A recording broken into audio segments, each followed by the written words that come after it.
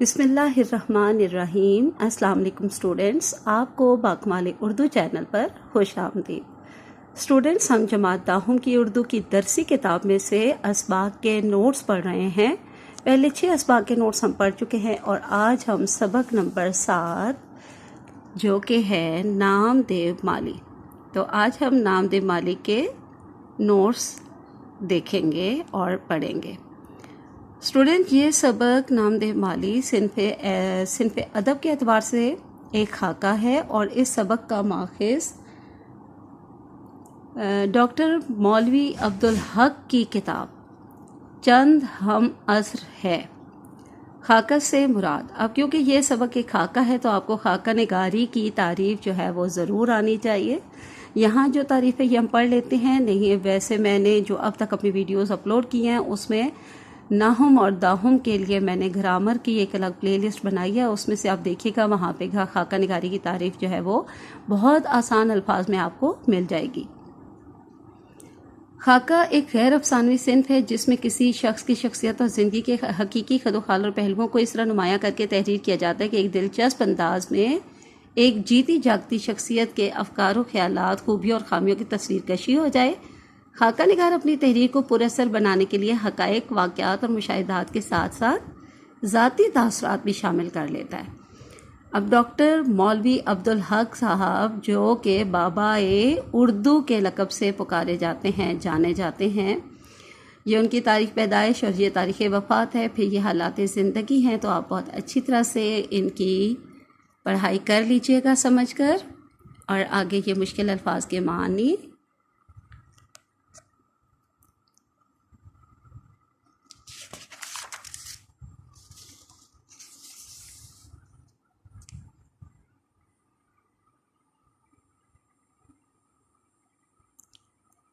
मानी ज़रूर याद करिएगा बेटा।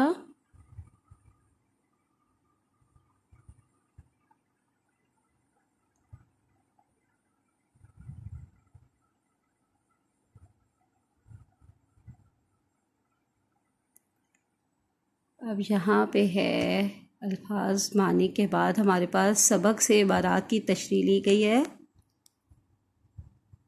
इबारत नंबर 1 की तशरीह ये सब आप देख लीजिए और तशरीह के बाद तफसीलिया की अलामत लगानी है आपने। 5 नंबर का ये सवाल होता है। यहाँ सवाल नंबर 2 में दूसरी इबारत की तशरीह।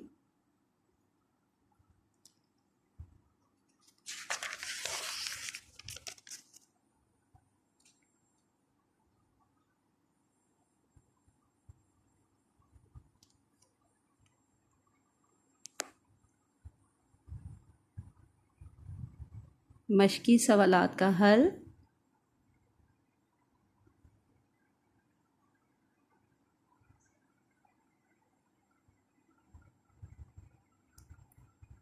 बहुत अच्छी तरह से बेटा इन सवालात के जवाबात आप याद कर लीजिएगा।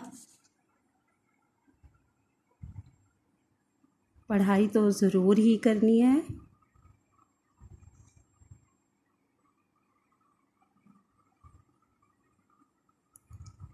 ये सवाल नंबर 2 है कि मतन को पढ़कर आखिर में दिए हक़ाइक़ पर मबनी सवालात के जवाबात तहरीर करें।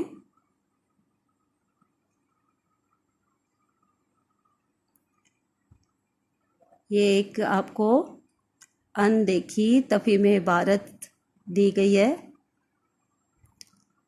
उसके बाद यहाँ सवाल नंबर 3 में मुख्तलिफ़ अंदाज़े बयान या माज़र, ये बहुत ही इम्पोर्टेंट ग्रामर का उन्वान है, ये भी आपने याद करने हैं। ये जो मुख्तलिफ़ अंदाज़े बयान के जुमले होते हैं ना, अदबी जुमला, दफ्तरी जुमला, कानूनी जुमला, सहाफ़ती जुमला, अदालती जुमला, ये इस तरह के जो जुमले होते हैं इनमें से MCQs भी बन के आते हैं और ये हिस्सा कवायद में भी आ जाता है। तो ये आपने अच्छी तरह याद करने हैं और इसकी सरगर्मी भी इन्हीं से रेलिवेंट है।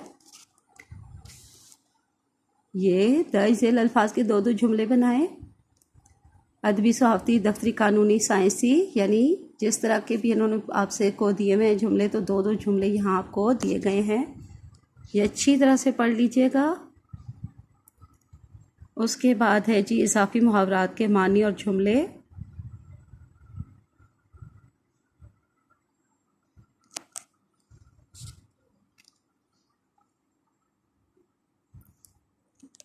इसका ये भी एक बहुत इम्पॉर्टेंट, बहुत ही अहम जुमला है। इसकी वजाहत, इसका ये जवाब वजाहत आपको ज़रूर आनी चाहिए।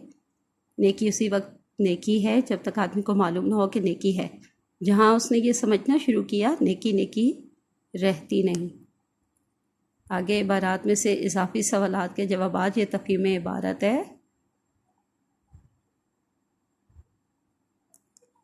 मरकज़ी ख्याल का सवाल ज़रूर आता होता है।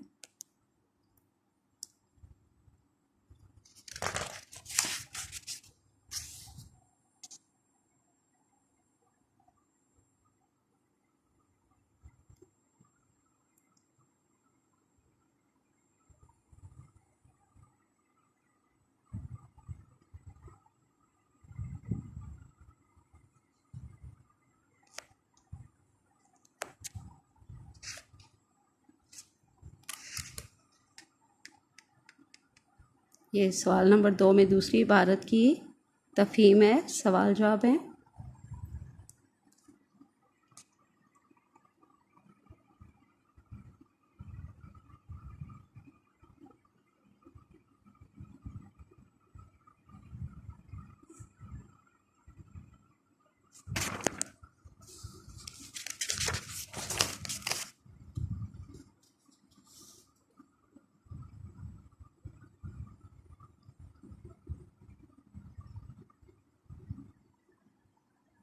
यहाँ पे इस सबक के नोट्स का इख्तिताम हो रहा है।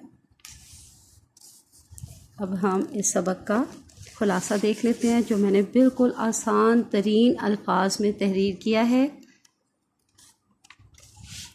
जी, यहाँ से खुलासा। इस सबक के मुसन्निफ़ मौलवी अब्दुल हक को बाबाए उर्दू के लक़ब से पुकारा जाता है। उन्होंने नामदेव माली के किरदार को मौजू बनाकर मेहनत की अज़मत को उजागर किया है। इंसानियत की असल खिदमत काम में लगन और खुश अखलाक़ी में ही पोशीदा है।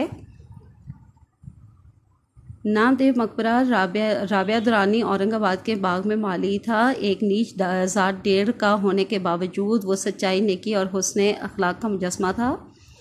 मकबरा का बाग मुसन्निफ़ की ज़ेर निगरानी था। बाग में बने बंगले के सामने चमन बनाने का काम नामदेव के सुपुर्द किया गया। मुसन्निफ़ अपने कमरे की खिड़की से नामदेव को हर वक्त काम करने में मसरूफ़ देखता। नामदेव अपने काम में लज्जत महसूस करता और पौधों की देखभाल करके उन्हें सरसब्ज देखकर बहुत खुश होता। पौधों को कीड़ा लगने की सूरत में दवाएं लाता और जब तक पौधा तंदुरुस्त ना हो जाता उसे चैन ना आता। नामदेव को जड़ी बूटियों की भी बहुत पहचान थी। वो अपने बच्चों के साथ लोगों के घरों में जाकर भी जड़ी बूटियों से मुफ्त इलाज कर आता। वो पौधों की सिंचाई, काट छांट वगैरह वक्त पर करता और सारा चमन आईने की तरह साफ रखता। बाग के दारोगा अब्दुल रहीम फैंसी से दूसरे मालियों को तो सुस्ती पर बहुत डांट पड़ती, लेकिन नामदेव को कभी डांट ना पड़ी, क्योंकि काम की लगन और मसरूफियत की वजह से मौका ही ना देता था। नामदेव को अपनी तारीफ़ की कोई ख्वाहिश ना थी, ना सिले की परवाह। एक दफ़ा बारिश कम होने की वजह से इर्द गिर्द के बागात के पौधे मुरझा गए, लेकिन नामदेव ने दूर दराज से पानी ला लाकर अपने बाग को हरा भरा रखा। मुसन्निफ़ ने इस बेमिसाल कारकर्दगी पर नामदेव को इनाम देना चाहा, लेकिन उसने ये कहकर इनाम ना लिया कि औलाद की परवरिश पर कोई इनाम नहीं बनता। जब आला हज़रत हुजूर निज़ाम को बाग लगाने का ख्याल आया तो डॉक्टर सिराजुल हसन, जो कि नाज़िम तालीमात थे, उनके सुपुर्द किया। डॉक्टर साहब मरदम शनास थे और नामदेव के कदरदान भी। वो नामदेव को मकबरे से शाही बाग में ले गए। वहाँ बैरून मुल्क से भी माली आए हुए थे, लेकिन रस्मी बागबानी की तालीम के बगैर भी नामदेव का काम सबसे बेहतर रहा। एक दिन बाग में शहद की मक्खियों का हमला हुआ। सभी माली छुप गए, लेकिन नामदेव का काम में मसरूफ़ होने की वजह से मक्खियों के आने से बेखबर रहा। मक्खियों के शदीद काटने की वजह से नामदेव जान की बाजी हार गया।